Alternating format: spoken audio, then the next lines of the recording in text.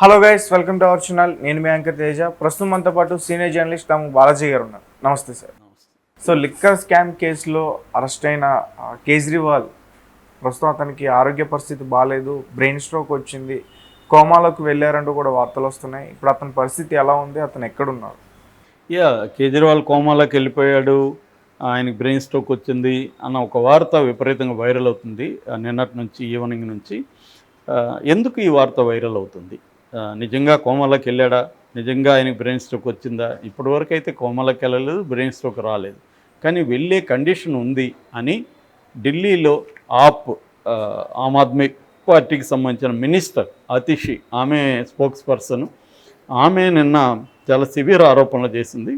అట్లాగే సంజయ్ సింగ్, ఇదే లిక్కర్ కేసులో సంజయ్ సింగ్ కూడా అరెస్ట్ అయ్యి జైల్లో ఉండి 6 నెలల తర్వాత బయటకు వచ్చాడు. ఆ మధ్య ఆయన కూడా ఆరోపిస్తున్నాడు కేజ్రీవాల్కి బ్రెయిన్ స్ట్రోక్ వచ్చే అవకాశం ఉంది, ఆయన కోమాలకు కూడా వెళ్ళిపోతాడు అని వీళ్ళిద్దరూ నిన్న చాలా సివియర్ ఆరోపణలు చేశారు. జైలు అధికారుల మీద వీళ్ళు చాలా సివియర్గా ఆరోపణలు చేశారు.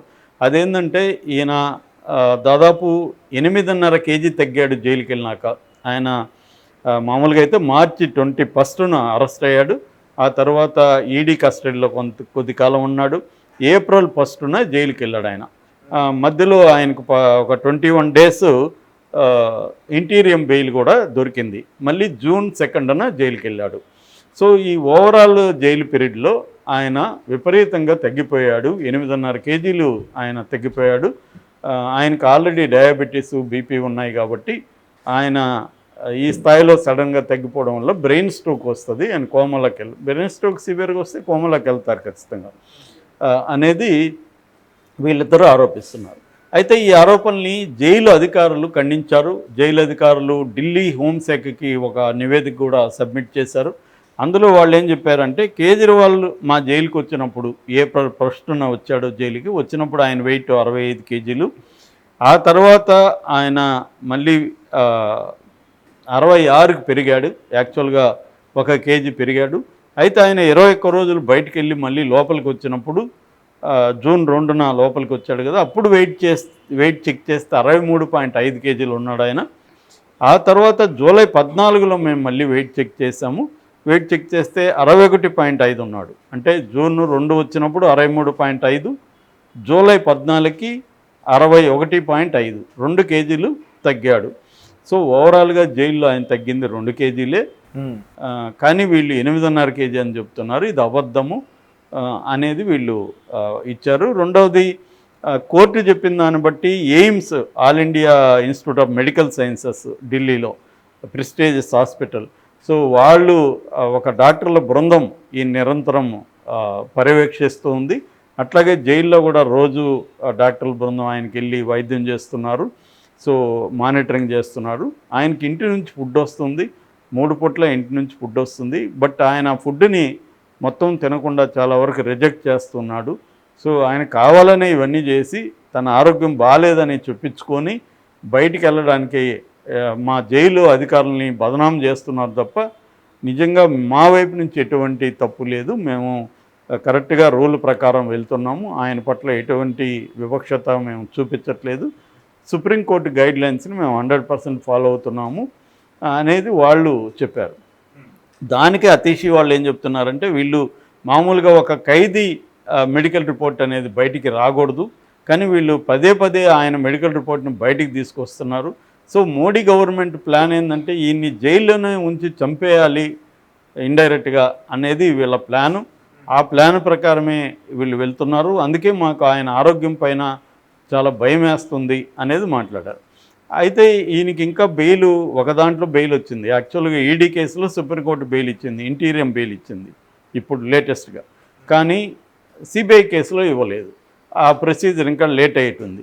సో ఇప్పుడు వీళ్ళెందుకు ఆయన ఆరోగ్యం చుట్టూ ఎందుకు డ్రామా నడుస్తుంది అంటే, మనకు తెలుసు సిబిఎన్ చంద్రబాబు నాయుడు కేసులో సిమిలర్గా ఇదే జరిగింది. చంద్రబాబు నాయుడు కేసులో కూడా జైలు అధికారులు సరిగ్గా ఆయన చూసుకోవట్లేదు, 6 కేజీలు తగ్గిపోయాడు వెయిట్ లాస్ అని సాక్షాత్తు లోకేష్ బయటకు వచ్చి చెప్పాడు. ఆయనకి సరిగ్గా ఇవ్వలేదు, మెడికల్ టెస్టులు చేయించట్లేదు, మా మెడికల్ డాక్టర్స్తో కన్సల్ట్ అవుతాము, రోజు మా టీం వెళ్ళి ఆయనకి చేస్తుంది, ఇవన్నీ చెప్పారు. దానికి జైలు అధికారులు ఆయన రిపోర్ట్లను కూడా పబ్లిక్లో లీక్ చేసేసారు. ఇవన్నీ జరిగాయి చంద్రబాబు పీరియడ్లో కూడా. సేమ్ అదే జరుగుతుంది కేజ్రీవాల్ పీరియడ్లో. అంటే ఒకటి వాళ్ళ ఆరోపణలో కొంత వాస్తవం కూడా ఉండే అవకాశం ఉంది. ఎందుకంటే జైల్లో ప్రత్యేక సౌకర్యాలు ఉండవు. కోర్టు ఏం చెప్తే అంతవరకే, కానీ జైలు ప్రత్యేకంగా ఇవ్వరు. మామూలుగా జైలు ఇస్తారు ఎప్పుడు.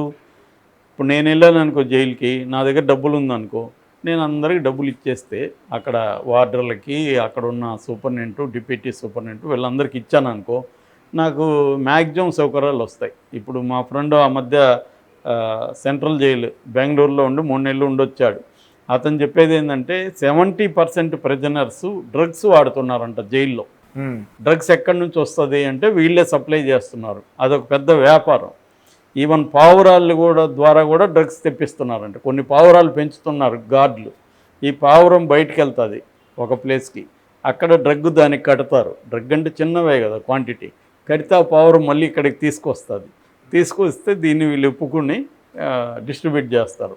ఇలా రకరకాల పద్ధతిలో డ్రగ్స్ అనేది అక్కడ పెద్ద వ్యాపారం. 5,000 మంది ఖైదీలు ఉన్నారు పరపర అగ్రహారంలో. సో 70% అంటే ఎంత, ఈ స్థాయిలో జరుగుతుందన్నమాట అక్కడ. అంత స్థాయిలో అక్కడ డ్రగ్ వ్యాపారం జరుగుతుంది. సో జైళ్ళల్లో జైలు అనేది బయట ఉన్న వాళ్ళకి తెలియదు. మనం సినిమాల్లో చూసినవే జైలు అనుకుంటాం. సినిమాలో వాళ్ళకి కూడా చాలామందికి జైలు ఎలా ఉండదో రైటర్లకు తెలియదు. వాళ్ళు మళ్ళీ సినిమాలు చూసి కప్పి కొడుతుంటారు.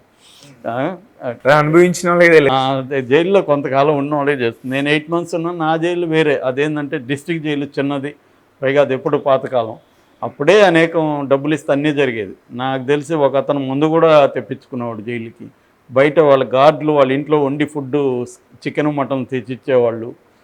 అట్లాగే ఇతను బయటకు వచ్చినప్పుడు మార్నింగ్ 11కి కోర్టు స్టార్ట్ అయితే అక్కడ కోర్టులో క్లర్క్కి కానీ డబ్బులు ఇస్తే మన ఫైల్ని ముందు పెడతాడు. ఆ రోజు 100 ఫైళ్ళు ఉన్నాయనుకో, మన ఫైల్ ఫ్రంట్లో పెట్టేస్తాడు క్లర్క్కి. 11:30కంతా నీకు క్లియర్ అయిపోతుంది. జైలుకి 6 గంటల వరకు జైలుకి టైం ఉంటుంది.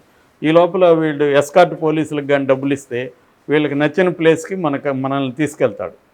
ఏది అది లాడ్జి కావచ్చు, మన ఇల్లు కావచ్చు. సో మనకు నచ్చిన అమ్మాయితో స్పెండ్ చేయొచ్చు, అక్కడ బిర్యానీలు తినొచ్చు, వాళ్ళకు కూడా తినిపించవచ్చు. ఇలాగ ఈవినింగ్ వరకు మనం జల్సా చేసి మందు తాగి అమ్మాయితో స్పెండ్ చేసి మళ్ళీ నీట్గా జైలుకి రావచ్చు. ఇలాంటివన్నీ జరుగుతుంటాయి డబ్బులు ఉంటే.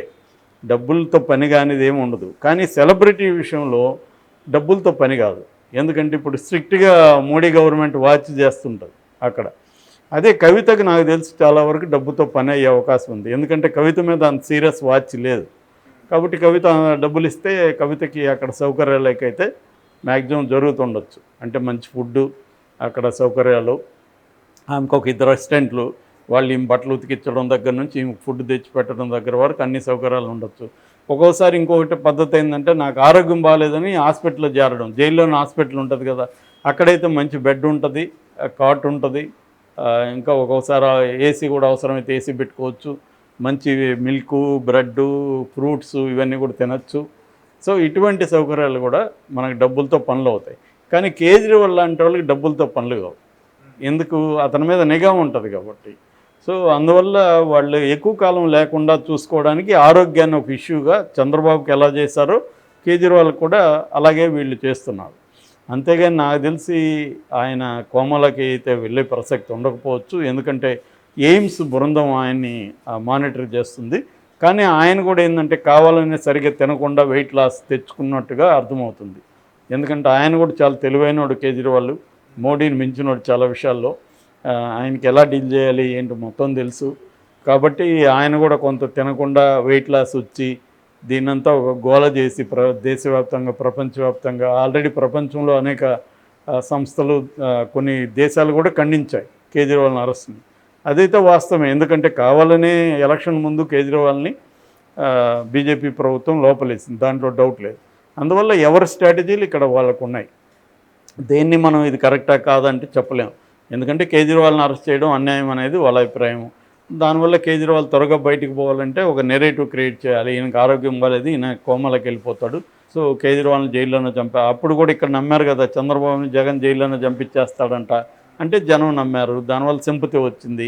అలాగే కేజ్రీవాల్కి సింపతి వచ్చే అవకాశం ఉంది. పంజాబ్లో కూడా ఉప ఎన్నిక జరిగింది బైపోల్లో. సో అలాగా కేజ్రీవాల్కి క్రేజ్ పెరిగే అవకాశం ఉంది అన్నమాట. Okay sir, thank you so much.